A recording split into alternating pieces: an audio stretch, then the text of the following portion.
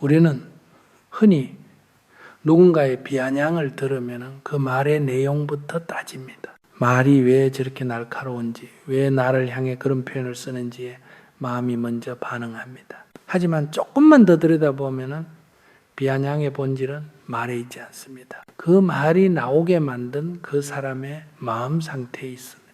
마음이 편안한 사람은 굳이 남을 찌르는 말을 하지 않습니다. 자기 삶에 만족하고 자기 자리에 서 있는 사람은 남을 깎아내릴 이유가 없습니다. 비아냥은 대개 마음이 불안할 때 나옵니다. 비교하고 질투하고 스스로 부족하다고 느낄 때 그 불편함이 말로 흘러나옵니다. 그래서 비아냥은 상대를 평가하는 말처럼 보이지만 실은 자기 안의 불편함을 밖으로 밀어내는 행동입니다. 자기 마음을 돌보지 못하니 그 답답함을 남에게 던지는 것입니다. 이 사실을 알면은 그 말이 더 이상 나를 정의하지 않는다는 것을 알게 됩니다. 우리가 상처받는 이유는 그 말이 사실이어서가 아닙니다. 그 말을 내 이야기라고 받아들였기 때문입니다. 그 순간 나는 상대의 마음 상태를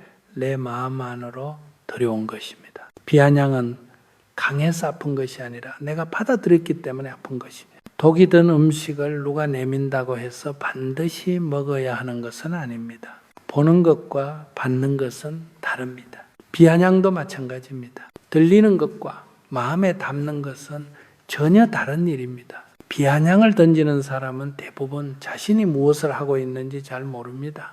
잠깐 상대가 움츠러드는 모습을 보며 마음이 가벼워질 뿐입니다. 하지만 그 가벼움은 오래가지 않습니다. 오히려 그런 말을 할수록 그 사람의 마음은 더 거칠어집니다. 비아냥에는 항상 비교가 숨어 있습니다. 비교는 아직 자기 자리에 서지 못했다는 신호입니다. 자기 삶이 분명하면 남의 삶을 건드릴 필요가 없습니다. 남을 건드리는 말은 결국 자기 마음이 흔들리고 있다는 증거입니다. 그래서 비아냥을 들었을 때 가장 중요한 것은 대응이 아닙니다. 먼저 이것을 분명히 보는 것입니다. 이 말은 나에 대한 말이 아니라 저 사람의 마음 상태에서 나온 말이구나. 이렇게 볼 수 있으면 그 말은 더 이상 내 마음에 머물지 않습니다. 말은 공기처럼 왔다가 사라집니다. 그 말에 의미를 붙이고 상처를 만드는 것은 내 마음입니다. 이 사실을 이해하는 순간 비아냥은 더 이상 두려운 것이 아닙니다. 그저 마음이 불안한 사람이 흘린 소리로 보이기 시작합니다. 그때부터 선택은 분명해집니다. 받을 것인가 말 것인가. 비아냥을 내 삶으로 드릴 이유는 없습니다. 이것을 아는 것이 마음 공부의 첫걸음입니다. 사람들은 흔히 누군가의 말 때문에 상처를 받았다고 말합니다. 하지만 조금만 깊이 들여다보면 말 그 자체가 우리를 아프게 한 것은 아닙니다. 말은 그저 소리일 뿐이고 소리는 마음이 닿을 때만 상처가 됩니다. 같은 말을 들어도 어떤 사람은 아무렇지 않은데 어떤 사람은 하루 종일 그 말이 마음에 남아 괴로워합니다. 이 차이는 말에 있지 않고 마음의 상태에 있습니다. 아픈 사람은 이미 마음의 문을 열어둔 상태입니다. 우리는 보통 상처를 외부에서 온 공격이라고 생각합니다. 마치 누군가가 돌을 던져서 어쩔 수 없이 맞은 것처럼 느낍니다. 하지만 마음의 세계에서는 그렇지 않습니다. 마음에는 문이 있고 그 문을 열고 닫는 것은 나 자신입니다. 인정받고 싶은 마음이 클수록 문은 쉽게 열립니다. 좋은 사람으로 보이고 싶은 마음, 틀리지 않았다는 말을 듣고 싶은 마음, 사랑받고 있다는 확인을 받고 싶은 마음이 문이 됩니다.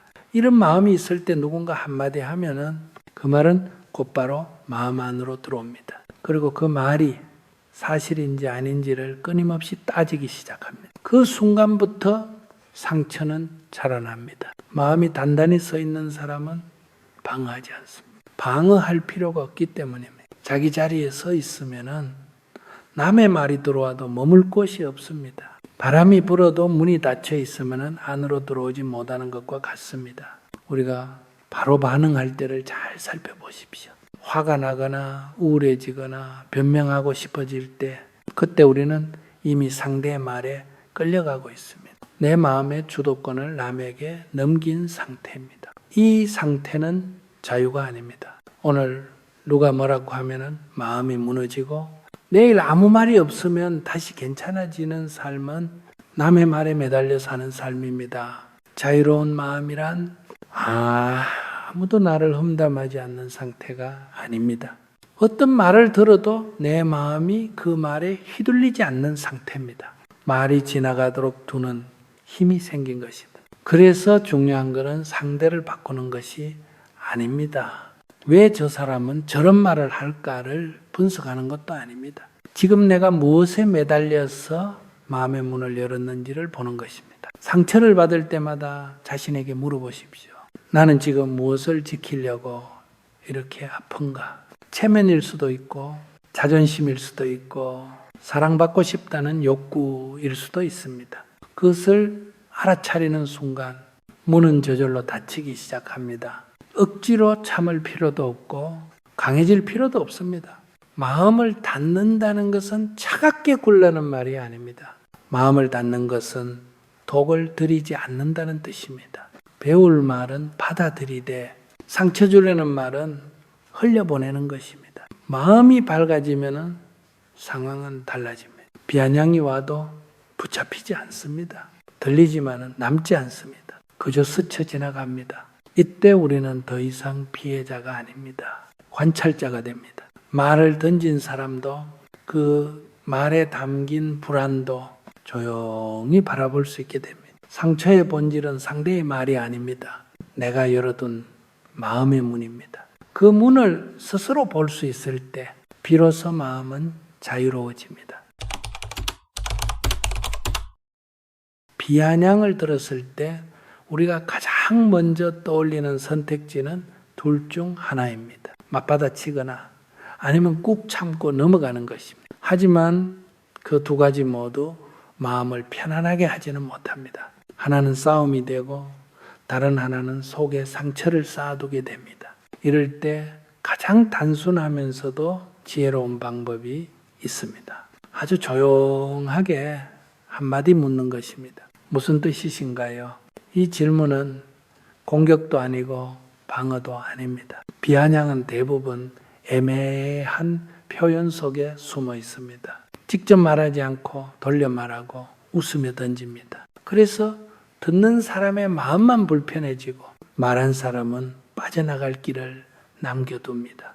무슨 뜻이신가요? 라고 묻는 순간 그 애매함에 빛이 들어옵니다. 나는 그 말을 내 마음으로 가져가지 않고 다시 그 사람에게 돌려보내는 것입니다. 중요한 것은 질문의 내용이 아니라 질문할 때의 마음 상태입니다. 속으로 분노가 가득한 상태에서 묻는다면 그 질문은 곧 싸움의 시작이 됩니다. 그러면 이 방법은 의미가 없어집니다. 정말로 모른다는 마음으로 묻는 것이 중요합니다. 비꼬지 않고 따지지 않고 억울함도 싫지 않습니다. 그저 말의 뜻을 확인하려는 태도입니다. 이 태도 자체가 이미 마음이 흔들리지 않았다는 증거입니다. 비아냥을 하는 사람은 대개 반응을 기대합니다. 상대가 움츠러들거나 화를 내거나 변명하기를 바랍니다. 그 반응을 보며 잠시 우위에 섰다고 느낍니다. 비아냥의 힘은 그 반응에서 나옵니다. 하지만 질문이 나오면 상황은 달라집니다. 상대는 갑자기 자기 말과 마주해야 합니다. 내가 무슨 말을 한 거지? 이 말을 분명하게 설명할 수 있나? 이 질문 앞에서 많은 사람은 당황합니다. 왜냐하면 비아냥은 애초에 분명함을 원하지 않기 때문입니다. 마음을 숨기고 싶고 책임지고 싶지 않기 때문입니다. 그래서 질문 하나만으로도 흐름이 끊어집니다. 이때 우리는 더 말할 필요가 없습니다. 질문 후의 침묵이 오히려 중요합니다. 그 침묵은 약함이 아니라 중심이 있다는 신호입니다.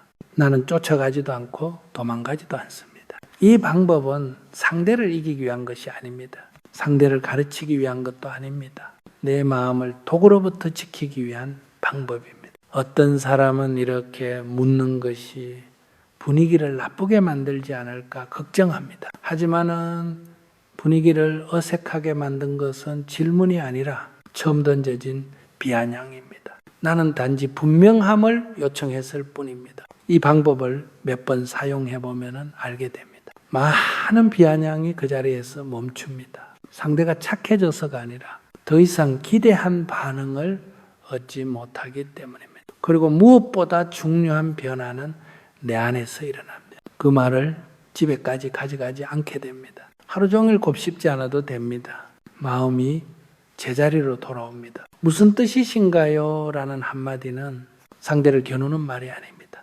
내 마음을 지키는 말입니다. 이것이 첫 번째 방법이 가진 진짜 힘입니다.